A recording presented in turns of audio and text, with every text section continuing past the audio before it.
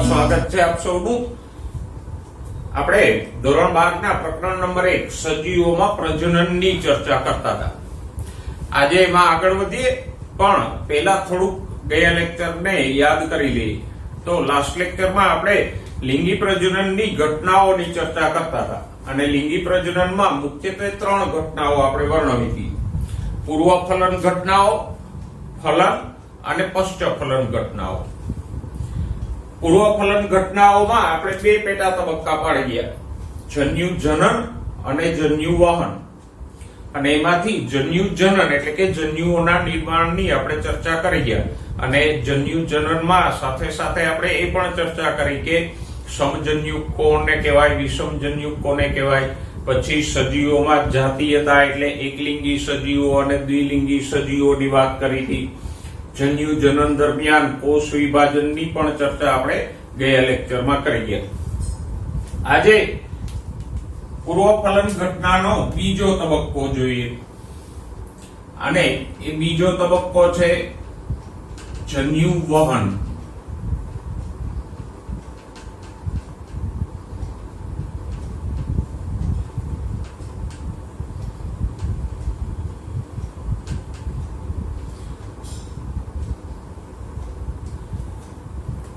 મિત્રો, જન્યુ વહન એટલે તો કે ઉત્પન્ન થયેલા નર જન્યુ અને માદા જન્યુ પોતપોતાના ઉત્પત્તિ સ્થાનેથી વહન પામી અને એક સ્થાને ભેગા થાય એને કહેવાય જન્યુ વહન। પ્રાણીઓ હોય કે વનસ્પતિઓ, નર જન્યુ અને માદા જન્યુ છે અલગ અલગ જગ્યાએ ઉત્પન્ન થતા હોય। હવે જો આ જુદી જુદી જગ્યાએ ઉત્પન્ન થયેલા નરજન્યુ અને માદા જન્યુનું વહન થઈ અને એક સ્થાને ભેગા ન થાય તો ફલન થવાની શક્યતા ન રહે, અને ફલન ન થાય તો પછી આગળનો વિકાસ થવાની સંભાવનાઓ પણ ન રહે। એટલે જન્યુ નિર્માણ પછી જન્યુઓનું વહન થવું અગત્યનું છે। એ જોઈએ કે જન્યુ વહન કઈ કઈ રીતે થાય। તો કે પોઈન્ટ નંબર 1, ઘણી લીલ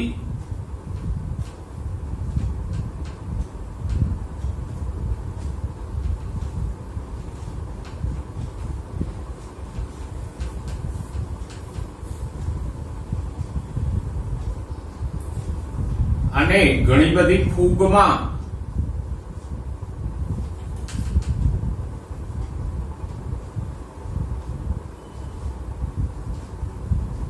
બંને જન્યુઓ ચલિત હોય, એટલે કે નરજન્યુ અને માદા જન્યુ બંને કસાધારી અને ચલિત હોય।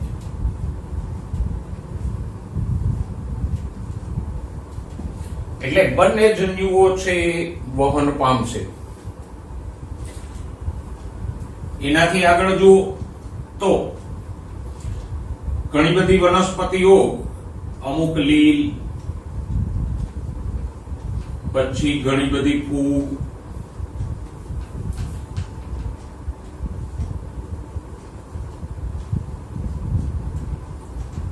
દ્વિઅંગી,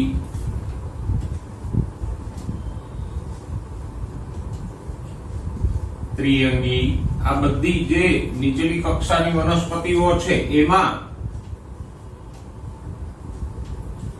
જન્યુ વહન પાણીના માધ્યમથી થાય।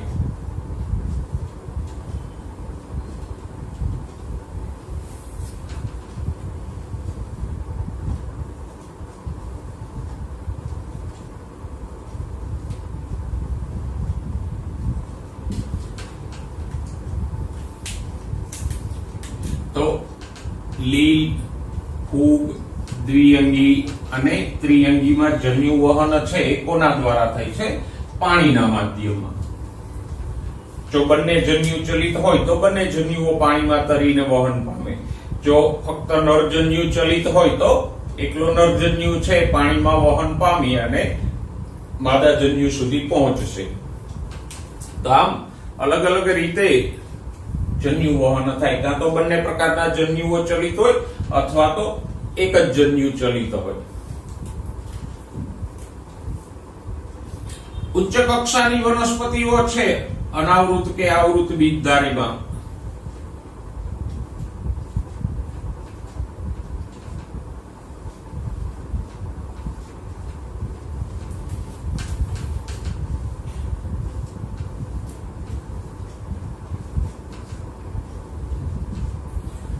એમાં આપણે જન્યુ વહનની વાત કરીએ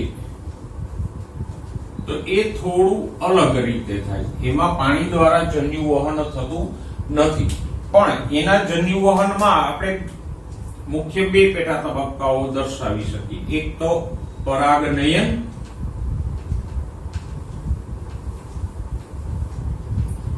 અને બીજું છે પરાગરજનું અંકુરણ.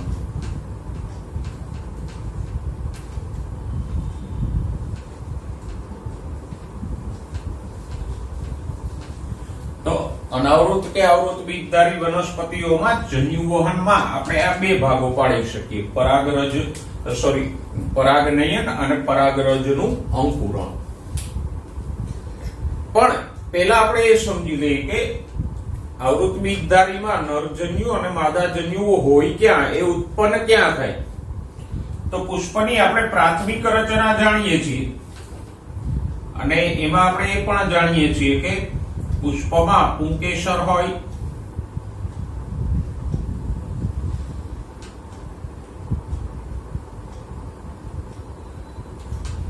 અને પુંકેસરના આ ફૂલેલા ભાગને કહેવાય પરાગાશય.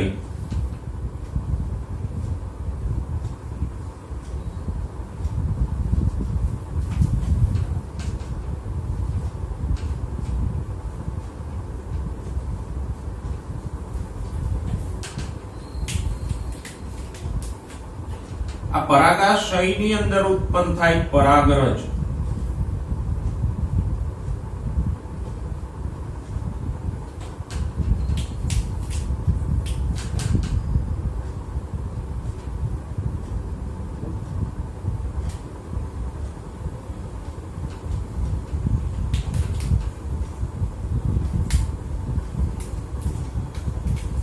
અને પરાગરજની અંદર બે અચલિત નરજન્યુઓનું નિર્માણ થાય.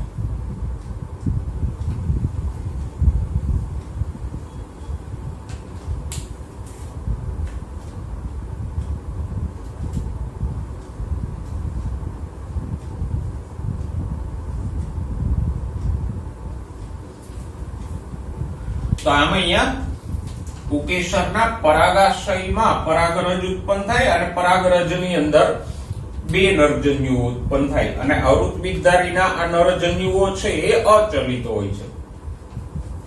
ઓકે, નરજન્યુની ઉત્પત્તિની વાત કરી. હવે માદાજન્યુની વાત કરીએ તો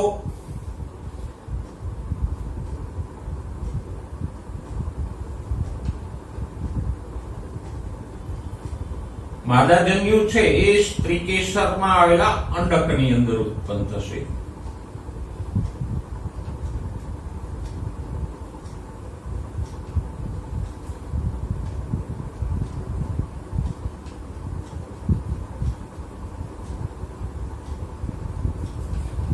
આ એક સ્ત્રીકેસર છે.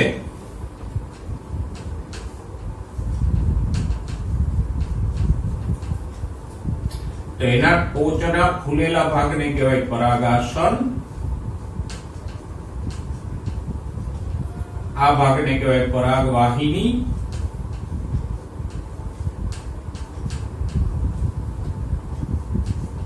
અને આ ફૂલેલા ભાગને કહેશું બીજાશય. તો સ્ત્રીકેસરમાં ત્રણ ભાગો હોય, પરાગાસન, પરાગવાહિની અને બીજાશય.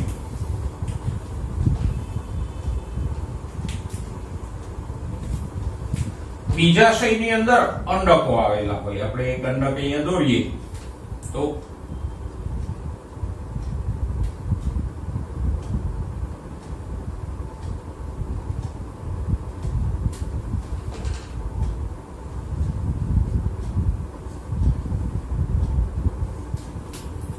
અંડક, અને અંડકની અંદર ઉત્પન્ન થાય માદાજન્યુ.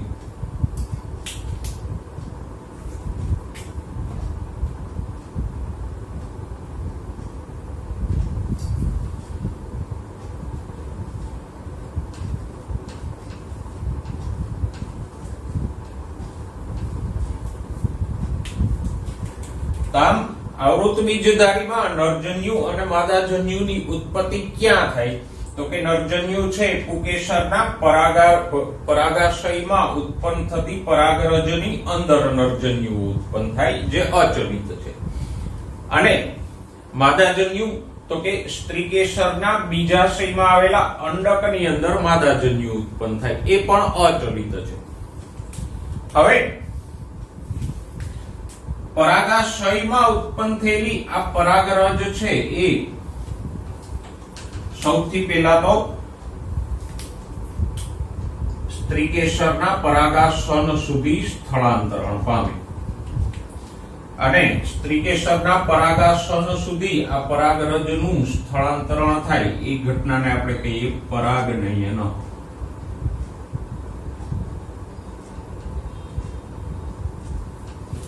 આમ સપુષ્પી વનસ્પતિઓમાં જન્યુ વહન દરમિયાન પહેલા પરાગનયન થાય એટલે કે પુકેસરની પરાગરજ છે એ સ્ત્રીકેસરના પરાગાસન સુધી પહોંચે. ઓકે, હવે પરાગનયન માટે ઘણી વખત વાહકોની પણ જરૂર પડતી હોય. ઉદાહરણ તરીકે જુઓ,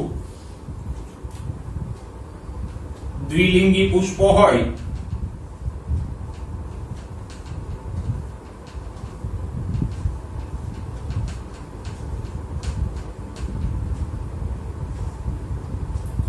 દાખલા તરીકે વટાણા,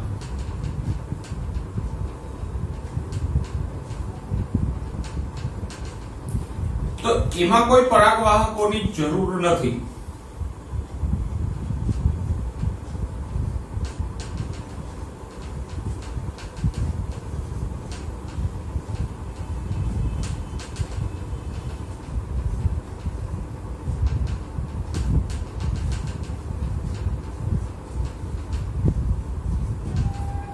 શા માટે? તો કે અહીંયા દ્વિલિંગી પુષ્પ છે એટલે આમ પુકેસરોની બાજુમાં જ પરાગાશય હશે. આ પરાગાશય છે અને વટાણામાં આવા 10 પુકેસરો હોય.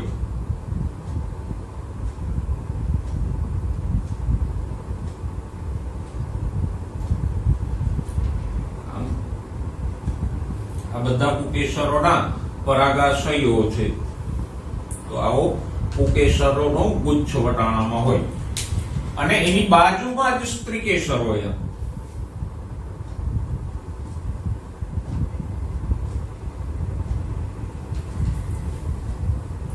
તો અહીંયા કોઈ પરાગવાહકની જરૂરિયાત નહીં રહે, એટલા માટે રહે કે પરાગાશય અને પરાગાસન બે બાજુમાં જ છે, તો સહેલાઈથી પરાગરજ અહીંયા ટ્રાન્સફર થઈ શકશે.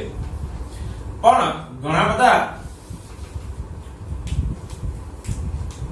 એકલિંગી પુષ્પો છે, પછી એકલિંગી એક શબ્દની હોય કે એકલિંગી દ્વિશબ્દની હોય.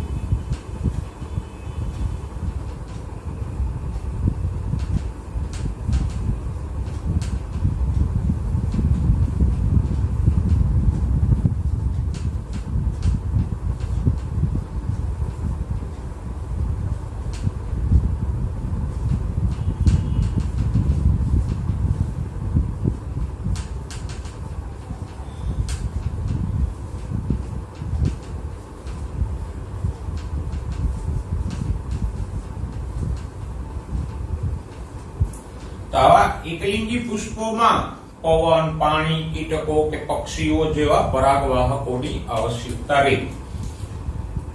તો આમ આપણે આવૃત બીજધારીમાં જન્યુવહનમાં પેલા પરાગનયનને સમજ્યા.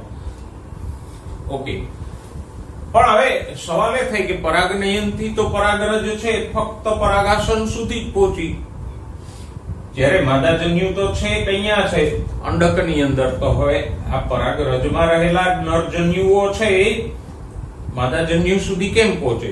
તો કે એને માટે બીજા તબક્કાની વાત કરીએ, પરાગરજનું અંકુરણ. હવે આ જે પરાગરજ છે એ આમ એક પરાગ નલિકા ઉત્પન્ન કરે, એટલે કે પરાગરજના અંતઃપળમાંથી આવી એક પાતળી નલિકા ઉત્પન્ન થાય.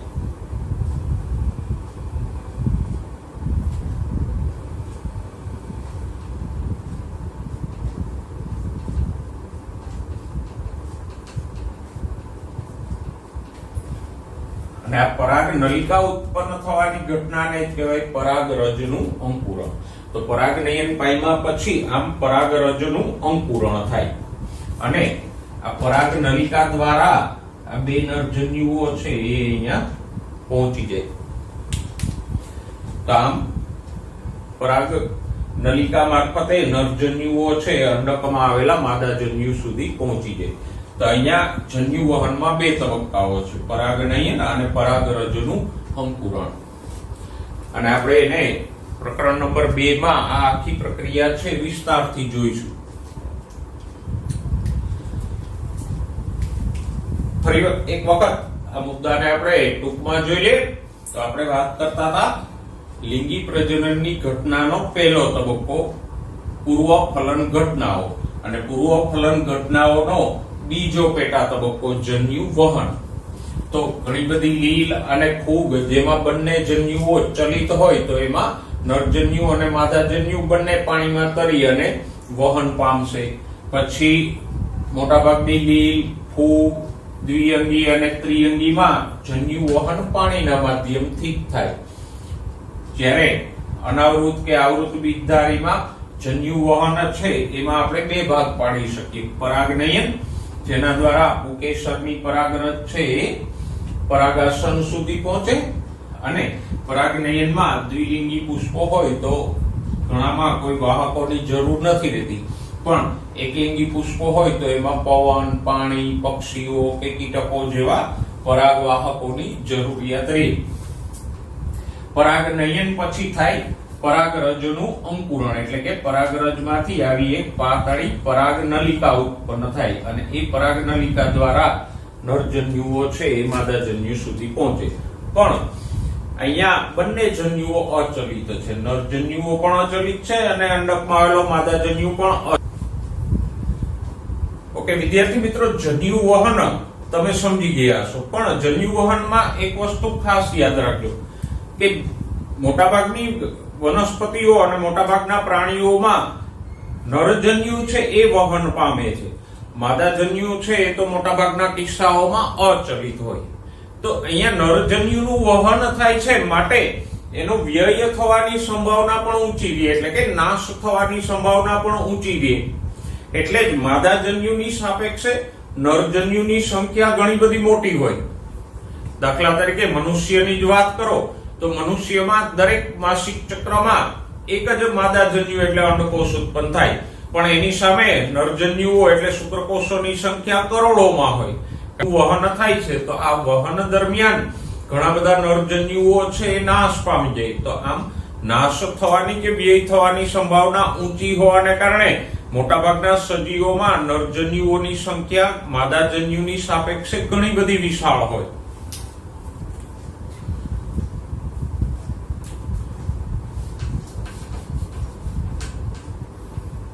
ઓકે મિત્રો, હવે લિંગી પ્રજનનની બીજી ઘટના જોઈએ, ફલન.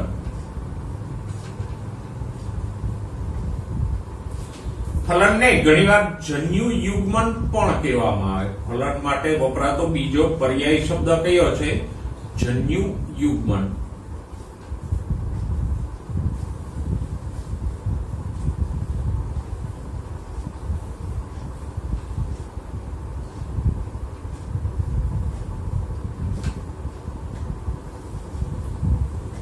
એટલે ફલન કયો કે જન્યુ યુગ્મન કયો, બંને એક જ બાબત છે. પહેલા પ્રાથમિક ખ્યાલ મેળવીએ કે ફલન કોને કહેવાય? તો કે નરજન્યુ અને માદાજન્યુ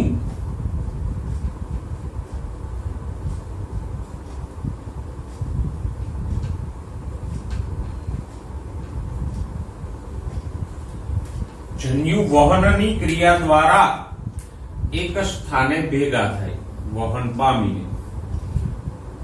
ઓકે, અને પછી આ વહન પામેલા બંને જન્યુઓ છે એનું જોડાણ થાય. તો જન્યુઓના જોડાણની આ પ્રક્રિયાને જ આપણે કહીશું ફલન.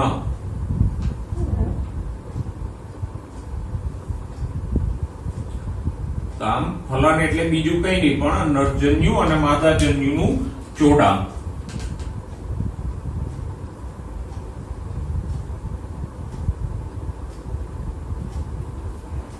અને ફલનને પરિણામે સર્જાય ફલિતાંડ.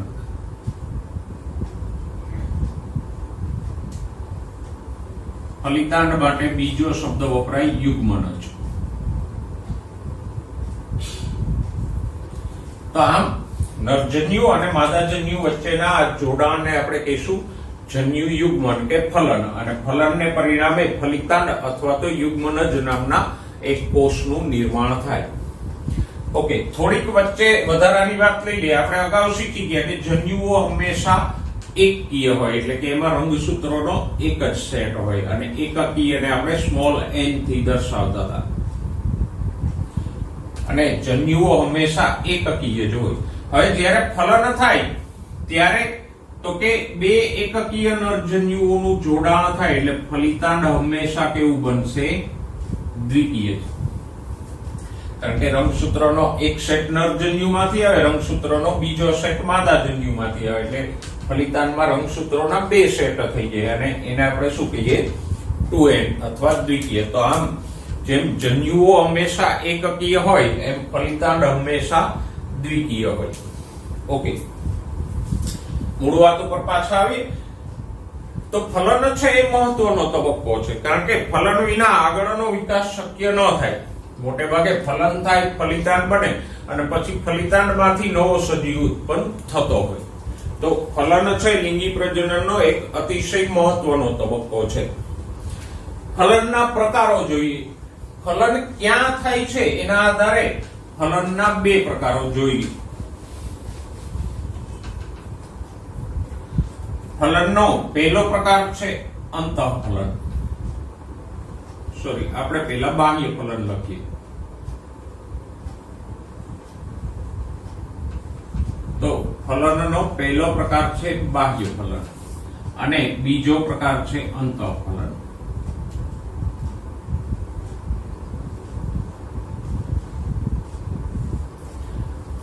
આમ ફલન ક્યાં થાય છે એના આધારે અથવા તો ફલનના સ્થાનના આધારે આપણે ફલનને બે પ્રકારોમાં વહેંચી શકીએ. એક છે બાહ્ય ફલન અને બીજું છે અંતઃફલન.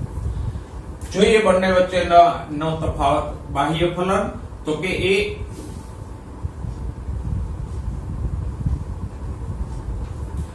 શરીરની બહાર પાણીમાં થાય છે.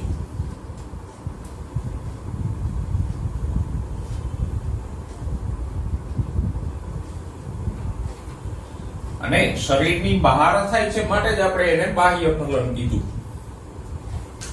જ્યારે અંતઃફલન છે એ માદાના શરીરની અંદર થાય.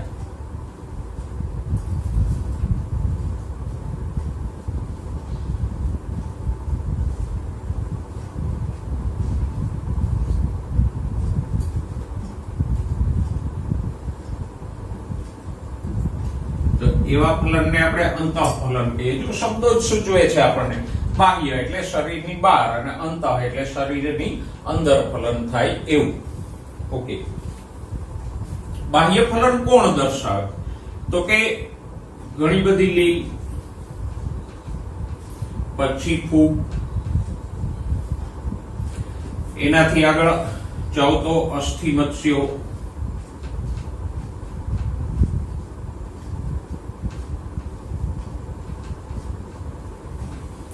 દેડકા જેવા ઉભયજીવીઓ,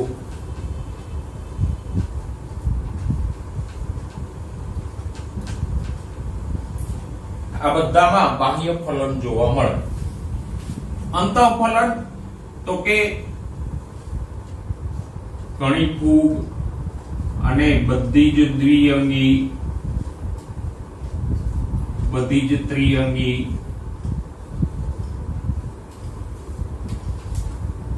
અનાવૃત અને આવૃત બીજધારીઓ,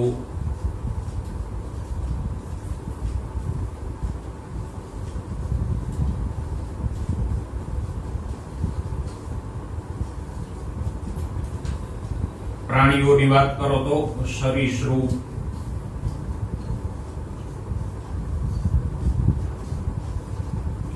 વિહંગ અને સસ્તનો. આ બધા અંતઃફલન દર્શાવે. ઓકે, હવે બેના ફાયદા ગેરફાયદાની વાત કરીએ તો બાહ્ય ફલનનો ગેરફાયદો એ છે કે એમાં ફલનની શક્યતાઓ ઓછી રહે.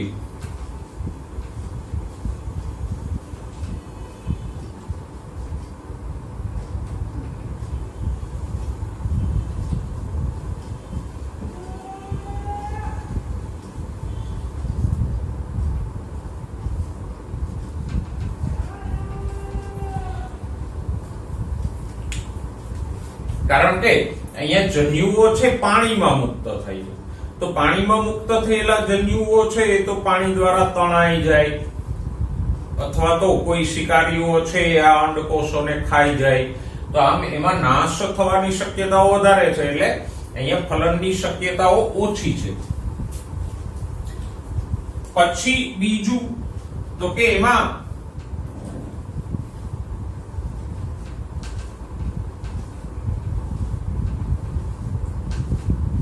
એક જ સ્થળે અને એક જ સમયે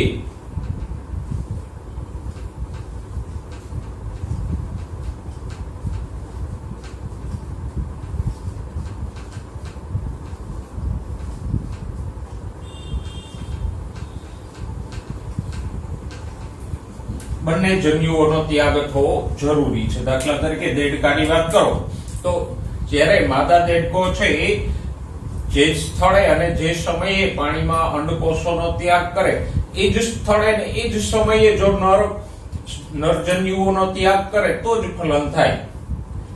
જો બંને વારાફરતી જન્યુઓનો ત્યાગ કરશે તો પછી ફલન થવાના કોઈ ચાન્સીસ રહેશે નહીં. એટલે આમાં આ ગેરફાયદાઓ છે કે એમાં ફલનની શક્યતાઓ ઓછી રહે. પછી નરજન્યુ અને માદાજન્યુનો ત્યાગ એક જ સ્થળે ને એક જ સમયે થવો આવશ્યક છે. ઓકે, અહીંયા ફલનની શક્યતાઓ ઊંચી રહે છે.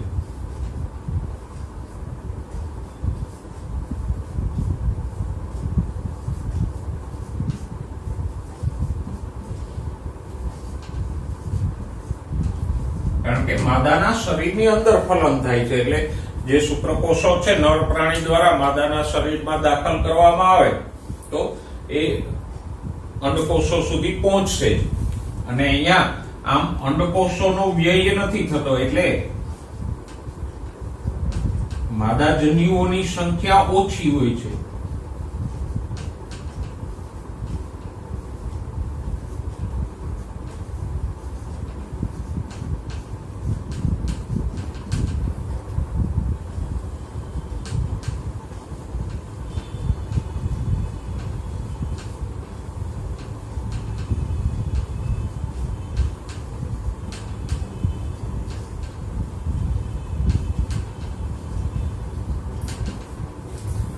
અહીંયા બંને જન્યુઓની સંખ્યા વધારે રહેવી જોઈએ, જ્યારે અહીંયા માદાજન્યુઓ વહન નથી પામતા, એટલે માદાજન્યુઓની સંખ્યા ઓછી હશે તો ચાલશે.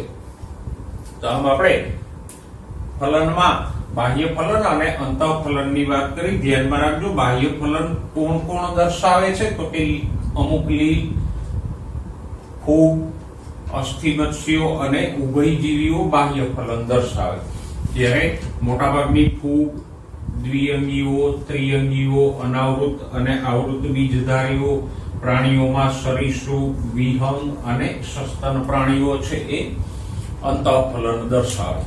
બાહ્ય ફલનમાં ફલનની શક્યતાઓ ઓછી હોય, જ્યારે અંતઃફલનમાં ફલનની શક્યતાઓ વધારે રહેશે. તો આપણે ફલન વિશે ચર્ચા કરી. હવે ફલનને સંબંધિત એક નાનો એવો મુદ્દો આપણને આપ્યો છે, અસંયોગી જનન.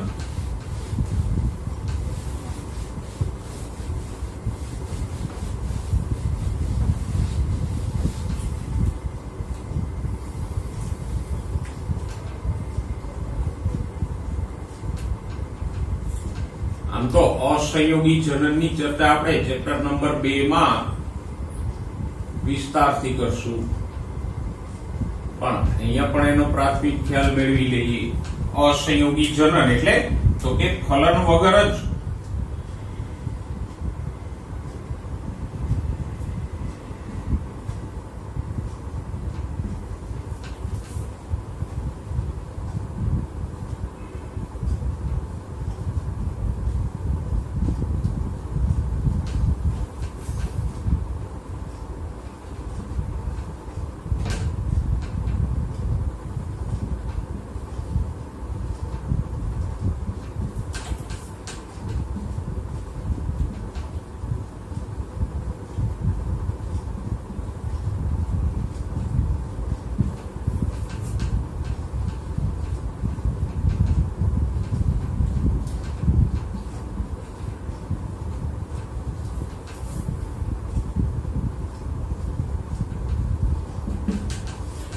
તો ફલન વિના જ નવા સજીવનો વિકાસ થાય તો એને આપણે શું કહીએ?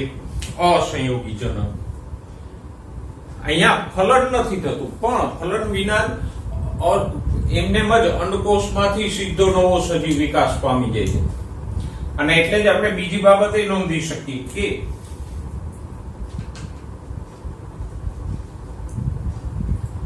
અસંયોગી જનનથી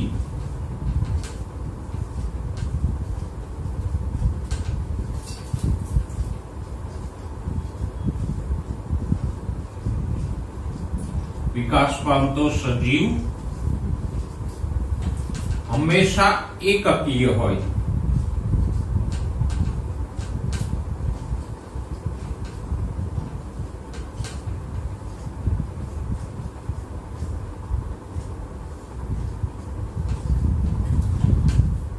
શા માટે? તો કે જો ફલન થઈને નવો સજીવ વિકસે તો ત્યાં હમણાં આપણે વાત કરીએ એ પ્રમાણે એકકીય નરજન્યુ અને એકકીય માદાજન્યુ બે વચ્ચે ફલન થાય એટલે ફલિતાંડ દ્વિકીય થઈ જાય અને એ દ્વિકીય ફલિતાંડમાંથી દ્વિકીય સજીવ વિકસી શકે.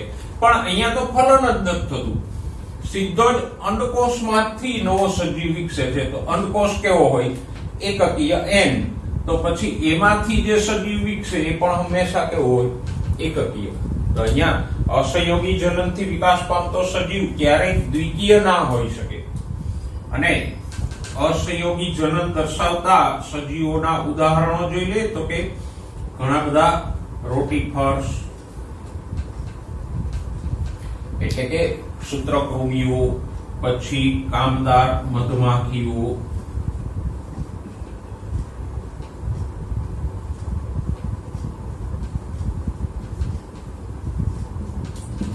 અમુક ગરોળીઓ,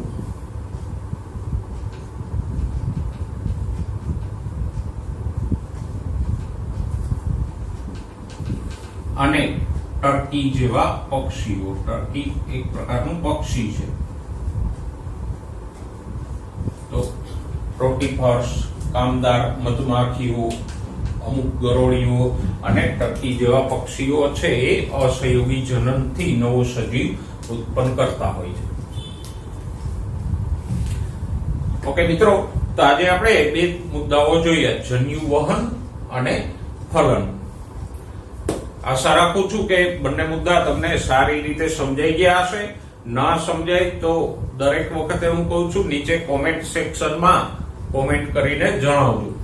અને બીજી વાત, હું જે કંઈ બોર્ડ વર્ક કરું છું કે બોર્ડ ઉપર કે વિડીયોની સ્લાઇડમાં જે કંઈ દર્શાવું છું એ બધા મુદ્દાઓની નોંધ એક અલગ નોટમાં કરજો, જેથી કરીને તમને આગળ જતા પરીક્ષા સમયે ઝડપી રિવિઝન માટે આ ટૂંકા મુદ્દાઓ ઉપયોગી થશે. તો અત્યારથી જ એક જુદી નોટમાં આ બધા મુદ્દાઓની નોંધ કરવાનું શરૂ કરી દેશો. કંઈ પણ મુશ્કેલી હોય તો મને જણાવજો.